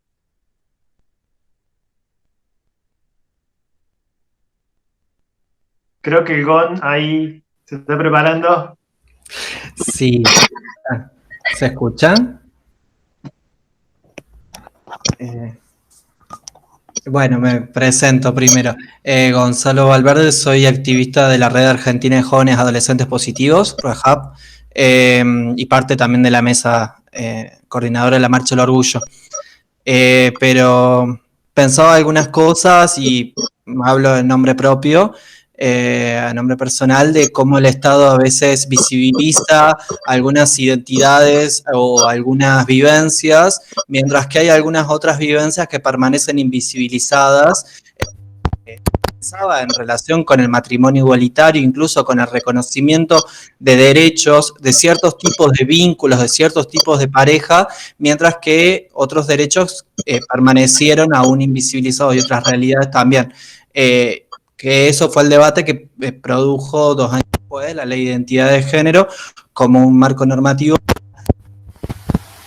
para visibilizar estas otras identidades, las identidades trans, pero aún dentro de la Ley de Identidad de Género también se abrió un debate dentro del activismo en torno a las vivencias de las personas intersex, que aún hoy siguen invisibilizadas con las operaciones que se realizan a las personas, a los intersex cuando nacen, para moldarlos dentro del binario hombre-mujer. Y aún así, yendo más al día de hoy, las vivencias seropositivas venimos reclamando justamente esto, la invisibilización que hay hacia lo que es vivir con VIH hoy en pleno siglo XXI, que por primera vez este año, en febrero, marzo, desde una conferencia de prensa del propio gobierno nacional, hablaron de indetectable, intransmisible, hablaron de qué es vivir con VIH y cómo las personas seropositivas en el contexto del COVID, que me pareció algo como disruptivo, que está bueno, pero aún faltan mucho las políticas públicas que se implementen y hay muchos derechos que aún faltan para poder ser al menos consideradas como ciudadanos dentro de un Estado completo de derechos. La Ale mencionaba el tema de la lucha por la inclusión laboral trans y algo que venimos luchando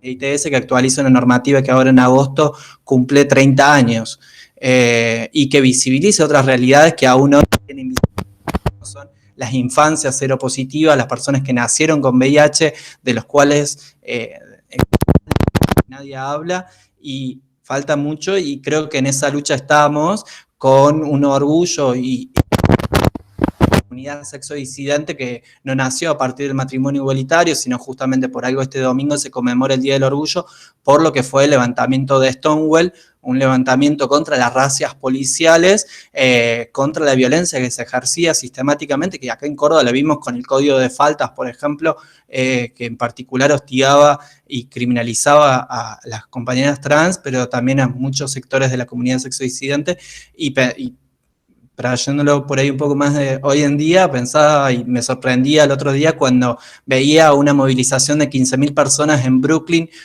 diciendo las vidas trans negras también importan, y decir, bueno, eso es simbólicamente una demostración de cómo las luchas de la comunidad sexodisidente va avanzando en conquista de derechos, pero aún falta. El matrimonio igualitario fue una conquista, la ley de identidad fue una conquista, pero los travesticidios, los transfemicidios siguen existiendo, la violencia que decía Pochoclo en el caso de Marian Gómez, el caso de Joe Lemonge, un pibe que lo condenaron por defenderse contra sus atacadores. Entonces aún falta, porque hay una violencia que sigue existiendo en esta sociedad, hay una violencia cis heteronormada, hay un binarismo, ahora hay una gran discusión a nivel internacional sobre las feministas radicales, las TERF, que es profundamente transodiante, y cómo nos falta en este orgullo sumar a más sectores y que cada vez haya más sectores. A mí me preocupaba muchas veces cuando veía las movilizaciones que hubo en los casos de Laura Moyano o en los casos de Azul Montoro, donde faltaba mucha gente dentro del mismo feminismo no se sumaba a esas luchas, a esas movilizaciones, y falta cómo generamos esta unidad, este tipo de articulaciones para que cada vez más sectores sociales, sectores políticos levanten nuestras banderas, y la unidad que hubo en algunos momentos, en algunas luchas, y me acordaba, por ejemplo, cuando fue Stonewall, la unidad con las Panteras Negras, con el movimiento hippie, con el movimiento antiguerra de Vietnam, ese tipo de unidades se pueden potenciar incluso hoy, viendo todos los derechos que nos faltan por conquistar, pero también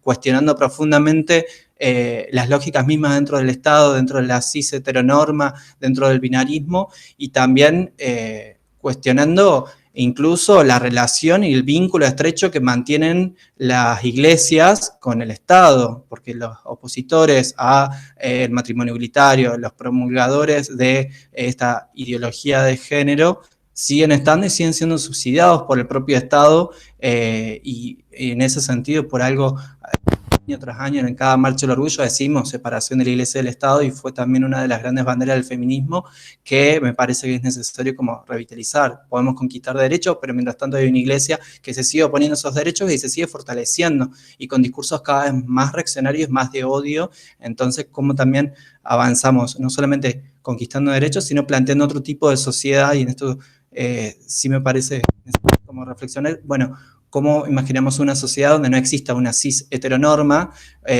un binarismo impuesto al conjunto de la sociedad, y cómo podemos vivir libremente de nuestras sexualidades sin ningún tipo de discriminación, de opresión, de estigmatización, hacia la comunidad sexodisidente, también hacia la comunidad seropositiva y hacia muchos sectores que siguen siendo o invisibilizadas o violentadas de diferentes formas. Eso nada más. Un poco para sumar, capaz que digo cualquiera, pero bueno, es lo que me parece. Ahí un poco con lo que decía Leti, que es muy interesante, desde el lugar también desde donde habla, ¿no? Y lo que sumaba la Ale ahí también, y me hacía un poco de ruido cuando Leti hablaba de esto del Estado, ¿no? De la posibilidad de crear nuevos estados. Creo que primero entonces deberíamos discutir qué es el Estado, deberíamos reconfigurar el concepto de Estado que tenemos y que queremos, ¿no? Debatir, creo que es un tema que se viene discutiendo mucho, incluso hacia adentro de los feminismos. A mí no me gusta decir los feminismos porque siento que estoy como reafirmando todo el tiempo la cuestión de los privilegios que hay, ¿no? Porque, cuando hablamos de feminismos quiere decir que hay cuestiones de privilegios ahí adentro que todavía no se pueden discutir, ¿no? De cómo reconfiguramos ese Estado o qué Estado creamos. Y también qué rol le damos a ese Estado. ¿Para qué queremos ese Estado que queremos reconfigurar o recrear? Por eso me parece que por ahí lo que decía al principio de esta diferencia entre políticas públicas y políticas de Estado, políticas públicas puede ser una inclusión laboral trans, una política de Estado me parece que tiene que ver con esto de la ley Micaela, de las capacitaciones, ¿no es cierto?, en las instituciones del Estado. No nos olvidemos que el Estado no es solamente, a veces parece que pensamos el Estado como el Poder Ejecutivo, ¿no? El Poder Ejecutivo que inventa las políticas públicas y listo. Y nos olvidamos de todas las otras instituciones que hacen el Estado y nos olvidamos de la sociedad misma que conforma ese Estado. Una sociedad que siempre, no sé si siempre, pero en cuestiones como que tienen que ver con la disidencia, con el feminismo, siento que se irrumpe ahí, ¿no? Y hay un cierto quiebre siempre en la sociedad. No solamente en la sociedad argentina, en todas las sociedades del mundo, cuando se debaten cuestiones que vienen a eso, ¿no? A romper supuestamente para lesotres la estructura de ese Estado y de esa sociedad normal, heteronormada, ¿no? Y eso siempre genera un quiebre que lleva a muchas discusiones. Entonces, en ese sentido, por ahí con experiencias que hemos tenido, que me parece importante contarlas, sobre todo para los trabajadores sociales que forman parte del Estado, ¿no? Que son quienes terminan valorando la situación de una persona a la cual se le tiene que entregar un programa, ¿no? O que esa persona pueda acceder al programa. Y ha pasado muchas veces, por eso era interesante lo que planteaba Leti, y creo que en eso, entre la política pública y la política de Estado, siempre va a haber algo en común, que tiene que ser transversal. Todo tiene que ser transversal. Y me parece que en eso también tiene que ver la cuestión de los trabajadores sociales con una perspectiva de género y de disidencia. Y sumamos disidencia porque siempre lo de género queda corto para nosotros. Ha pasado con la ESI, que siempre desde un primer momento fue un gran avance, pero para nosotros desde el colectivo de la disidencia sabíamos que faltaba un montón en esa ESI. Y así con otras leyes también, ¿no? Entonces por ahí eso me parece que es fundamental, la perspectiva de género y disidencia, para que cuando los trabajadores sociales vayan a hacer una valoración, una entrevista, tengan en cuenta un montón de cosas, ¿no? Que si ellos pueden encontrar una identidad lésbica sufriendo violencia porque está conviviendo con su marido y quizás la toman como una persona heterosis, porque quizás no le va a decir, y ha pasado, hemos hecho el acompañamiento de compañeras que podía estar todo bien, ¿no? Pero se estaba invisibilizando su identidad. Y el invisibilizar la identidad también hace que se invisibilicen los derechos y las problemáticas de esa persona. Entonces me parece fundamental, ahí para quienes preguntaban del Colegio de Profesionales, que esté permanentemente en disputa y en discusión esa perspectiva de género y de disidencia, porque es muy necesaria, sobre todo por la persona que está del otro lado, que seguramente quizás no se va a animar a explicarle por qué, siendo una identidad lésbica, está conviviendo con su marido que le ejerce una violencia sistemática todo el tiempo.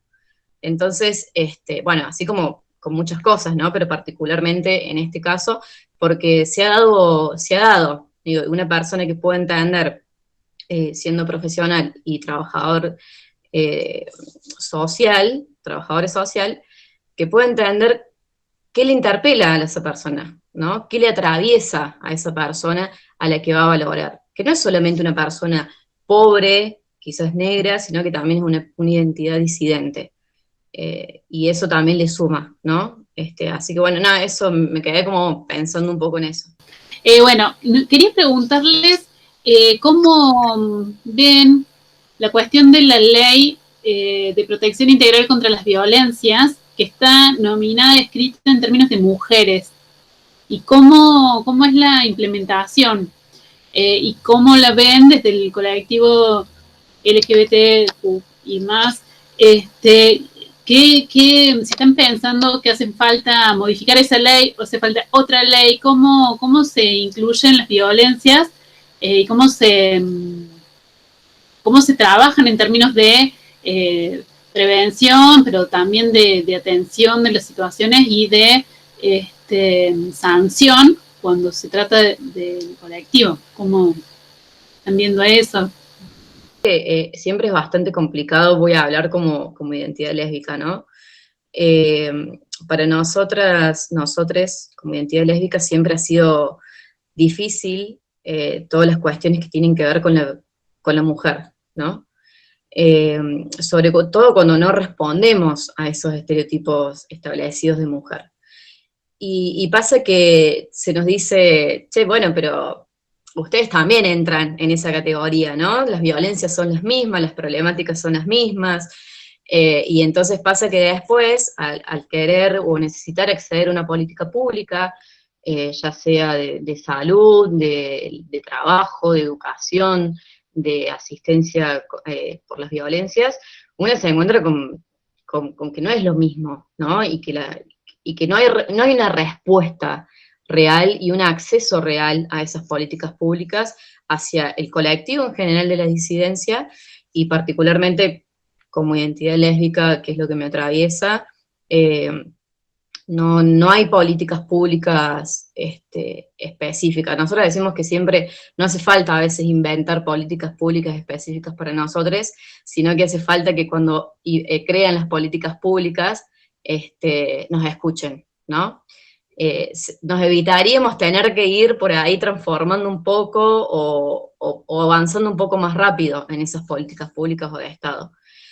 Distintas experiencias, tanto en Córdoba como en otras provincias del país, dan cuenta de que, bueno, digamos, ministerios de género y de diversidad, así conjuntamente, hay pocos en el país. Ministerios de la mujer en sí, no hay muchos, digamos, siempre han sido secretarías y con muy poco tiempo, digamos, de creación.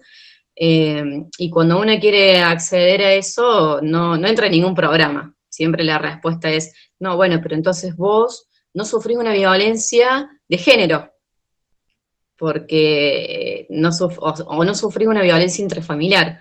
Entonces ni siquiera podés acceder a los mismos programas que puede acceder una mujer heterosis, con un gabinete todo interdisciplinario, con una ayuda económica, con asistencia. Entonces, bueno, ese sí viene siendo como algo que venimos trabajando conjuntamente y articuladamente, por lo menos de las identidades lésbicas. Se piensa en las políticas públicas también en un término no binario, en un término donde las... La pregunta que había hecho recién sobre las violencias, sobre la ley de protección, Paula, del programa. Sí, hay una compañera ahí, Claudia, que está pidiendo la palabra. Perdón, no había sacado el micrófono, no había activado el micrófono. ¿Cómo están? Mi nombre es Claudia, soy trabajadora social. coordino el área de géneros dentro de la Municipalidad de Cosquín y, bueno, me encantó escucharlos, me encantó. Agradezco a Paula que me hizo la invitación, colega con quien compartimos algunos años de cursada, no me acuerdo, creo que en los últimos años con Paula Gaitán.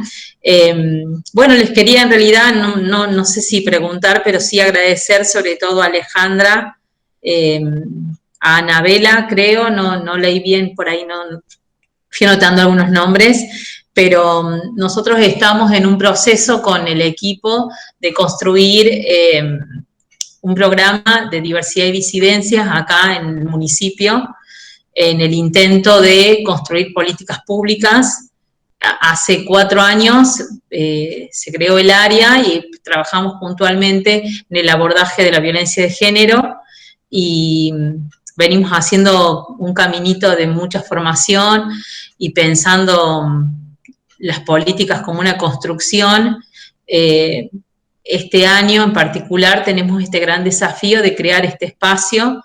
Les quería contar que, bueno, que en una localidad como la de Cosquín, que tiene una dinámica distinta a la que yo escucho, cómo se producen espacios y cómo ustedes hablan desde la mesa de historias, de movimientos, de organización de la sociedad civil, que en las ciudades, grandes ciudades como la de Córdoba, Capital, Rosario, digo, tienen una historia, una trayectoria.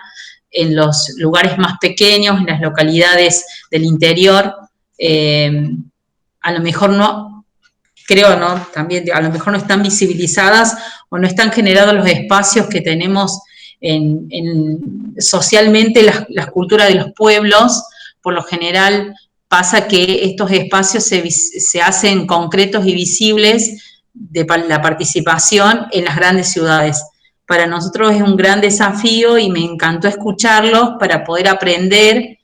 Estamos queriendo acercarnos hoy estábamos en una capacitación y nos decía un compañero abrir las puertas del Estado municipal con algunos mensajes a través de los medios de comunicación y empezar a poner nombres y hablar de un programa de diversidad y disidencia. Va a ser un gran desafío.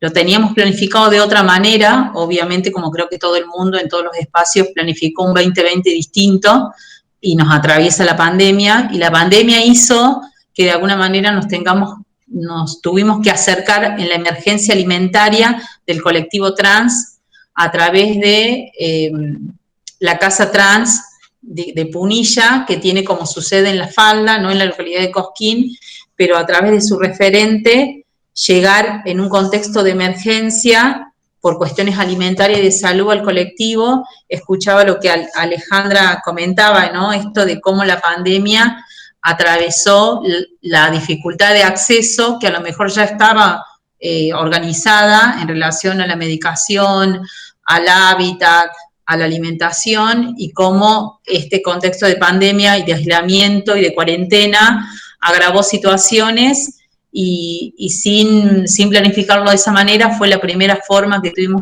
tuvimos para llegar, pero queremos seguir avanzando en esta construcción del espacio. Puntualmente tenemos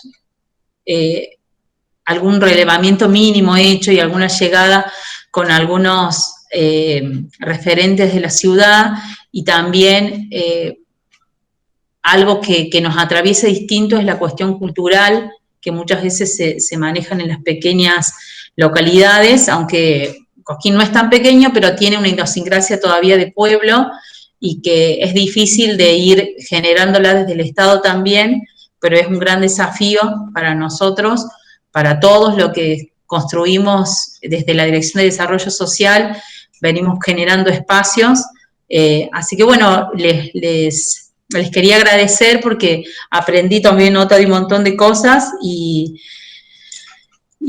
como anotaba cosas y decía que tantas millones de cosas que tenemos que pensar para escribirlo al programa, pero también algo que tenemos como muy claro, que tiene que ser una construcción colectiva, y eso lo venimos escuchando de varios referentes. Entonces, hoy lo definimos como equipo, que una primera llegada va a ser poder encontrarnos a través de convocatoria. No sabemos cómo nos va a resultar, pero vamos a alargar lo pensamos hoy con un montón de términos y formas para ser los más respetuosos, los más inclusivos de esta comunicación, pero bueno, estamos en este gran desafío y pensar lo público en programas locales, en el territorio, de lo concreto, también es difícil, pero no imposible, porque creo que así como en algún momento en Punilla fuimos el municipio que empezó a trabajar con varones, y es el único, digamos, aparte del centro integral que hay en la ciudad de Córdoba, a lo mejor se empieza a movilizar otras cosas y se llega al interior. Gracias. Aparte está justo llegando mi familia, me es difícil seguir con el micrófono abierto. Perdón. ¿Alguien quiere comentar algo? Yo por ahí me quedé con algunas cosas dando vuelta. Comentar, en primer lugar, por las preguntas que habían hecho, con el trabajo social, nosotros, por lo menos en Rajab, articulamos con las trabajadoras sociales del Hospital de Niños la posibilidad de hacer un taller o pensar alguna forma de coordinar algún encuentro para las niñas y adolescentes que se atienden en el hospital y que viven con VIH. Y me pareció como bastante bueno la actitud que tomaron de decir, bueno, vengan, hablemos, coordinemos, de no pensarse solamente como personas aisladas, trabajadoras sociales, sino poder articular, poder conversar, poder charlar e intercambiar pareceres. Eso a mí me parece que es algo muy bueno y que incluso se podría implementar tranquilamente en la comunidad sexodisidente. Yo también tuve y soy muy cercano al trabajo que hace en la Consejería de Salud Sexual y Reproductiva y No Reproductiva de la FACU, que me parece hacer un trabajo estupendo, y también estuvimos coordinando algunas cosas que eso estuvo bueno para potenciar el intercambio. Después, sobre el tema de las leyes antidiscriminatorias, pensaba como muchas veces se piensa siempre en términos punitivistas, de decir, bueno, la cárcel, la condena a quien violenta y no los aspectos estructurales, no los aspectos que subyacen, porque la criminalización es contra una persona que ejerce la violencia, pero esa persona reproduce ciertas nociones, ciertos sentidos comunes que expresan en algún sentido un imaginario social que está profundamente arraigado con la cis heteronorma, con la violencia hacia las sexualidades disidentas. Entonces, cómo pensar la prevención, yo la veía siempre ligada al tema de la educación, al tema de fortalecer la ESI, lo que venían charlando de la necesidad de la ESI, la necesidad de talleres, incluso en esto que mencionaba, en las pequeñas localidades como Cosquín o en el interior, donde es mucho más difícil hablar de disidencias sexuales, y ni hablar de VIH, donde nos pasa todo el tiempo que el estigma es muchísimo mayor en una ciudad más chica, en un pueblo más chico, que en estas grandes ciudades. Y me parece que eso también está bueno como potenciar los talleres sobre género, sexualidad, los mismos talleres de la ESI, con los manuales que están bastante buenos, pero que también le falta por ahí varias cosas. Nada, eso. Me olvidé qué más quería decir. Ah, sí, me acordé, perdón. Que también decía la Pochoclo del tema del Ministerio de Mujer, como son pocos, como muchas veces, pese a ser pocos, hay voces que no se escuchan. Incluso dentro del Ministerio de Mujer a nivel nacional, charlábamos el otro día dentro del Frente Nacional por la Salud de las Personas con VIH, cómo hay ciertas voces dentro de la comisión que se abrió que son invisibilizadas. En su mayoría eran sectores cercanos al abolicionismo, y las voces de las trabajadoras sexuales, por ejemplo, ahí no entró. Y bueno, toda la discusión que se dio en torno al formulario hace pocos días, donde hubo un reconocimiento del trabajo sexual y después no hay que sacarlo. Entonces falta, pero también falta ahí que las políticas públicas simplemente no sean sobre nosotros, sin nosotros. Y como no hay solamente unas políticas públicas desde el Estado donde dicen, bueno, vamos a hacer esto, sino que también haya intercambios y intercambios con los diferentes sectores, porque generalmente, incluso acá en la provincia, suelen hablar y reunirse con sectores más afines políticamente y todo el resto de la comunidad sexodisidente queda por fuera.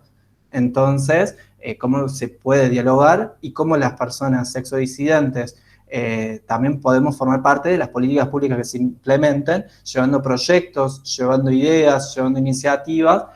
Nosotros le venimos cuestionando mucho desde el activismo seropositivo la necesidad de que las personas con VIH formemos parte de las políticas públicas que se implementen en materias de VIH, no solamente de prevención, sino también de estigma y discriminación, de hablar de vulneración de derechos, de hablar de un montón de otras cosas que no se habla, y es algo que también está dentro del proyecto de nueva ley de VIH impulsado a nivel nacional, de que haya comisiones en todos los ministerios donde podamos formar parte, podemos llevar proyectos, podemos llevar iniciativas, podemos decir, bueno, así es una política que nos complemente, bajo este lema, nada sobre nosotros, sin nosotros. Y nada, sería interesante también pensar. Para agregar solamente a lo que decía Gonza ahí el último, me parece que unes o muchos nos dejen de ver como sujetos de estudio y nos vean como sujetos de derechos y como sujetos y actores políticos, para poder ser parte de la creación de esas políticas públicas. Ahí no sé si hay algún otro comentario, alguna otra pregunta.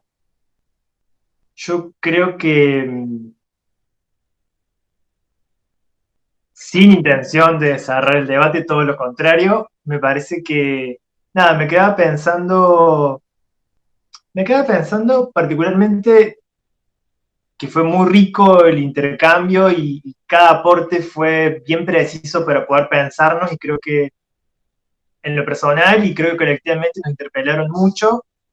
Y nos interpelaron en esto que traía la Leti y que retomó la Ale, de la incomodidad, y que recién lo decía la Pochocla, todos lo dijeron, en la incomodidad de las preguntas, en la incomodidad de las reflexiones, y me parece que es re interesante porque justamente cuando pensamos este espacio, tenía que ver con eso, con visibilizar esas voces que, en línea de lo que dice, lo que esbozó teóricamente la Leti y que en palabras lo puso bien coloquial recién la Pochocla, es esto de pensar conjuntamente con el otro, qué Estado queremos, qué política queremos, y en particular a nosotros como facultad nos interpela en, bueno, qué profesionales y qué proyecto de facultad. En eso Pau seguramente puede hacer algún comentario, y el GON lo retomado, pero hay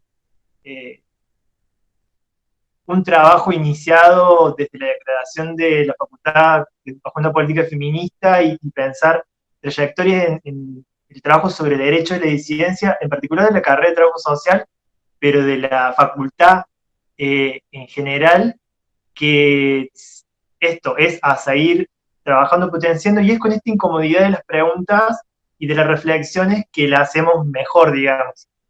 Me parece que eso, que es un desafío seguir pensando, que está re bueno este video, que quede grabado para seguirlo trabajando y compartiendo. No sé, Pau, si querés hacer algún comentario de cierre. Yo estoy muy agradecido con la participación realmente.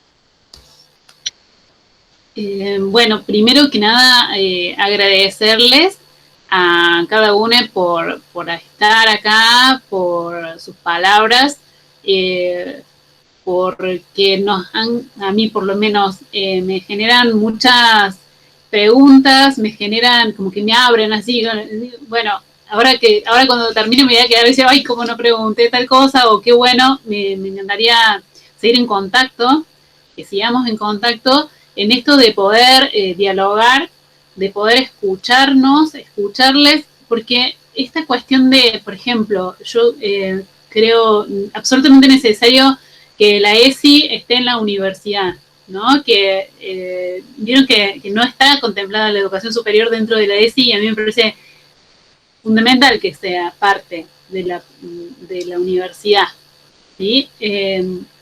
A la vez que hace falta que esa ley sea revisada, aunque nunca se llegó a implementar completamente, pero que necesita ser revisada y actualizada,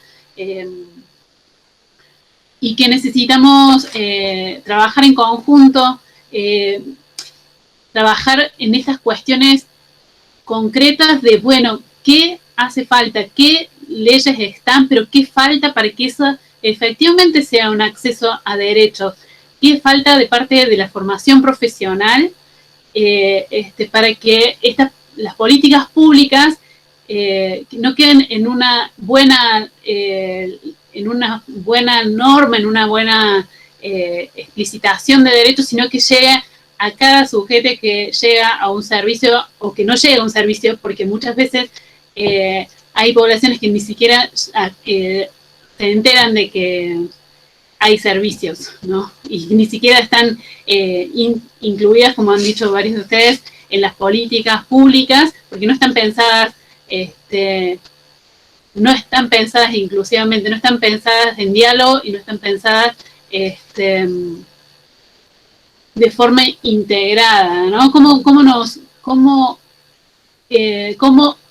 aportamos esa construcción de la arquitectura que decía Leticia?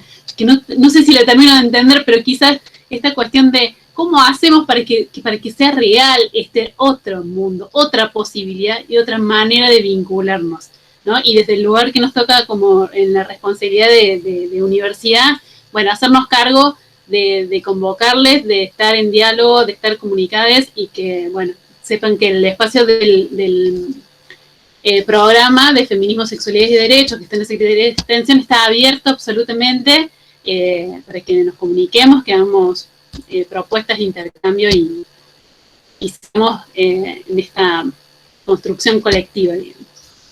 Así que muchísimas gracias. Nos vamos, muchas gracias. Y después, bueno, va a quedar subido en la página de la Facu para poderlo compartir. Muchas gracias. Bueno, gracias. Gracias.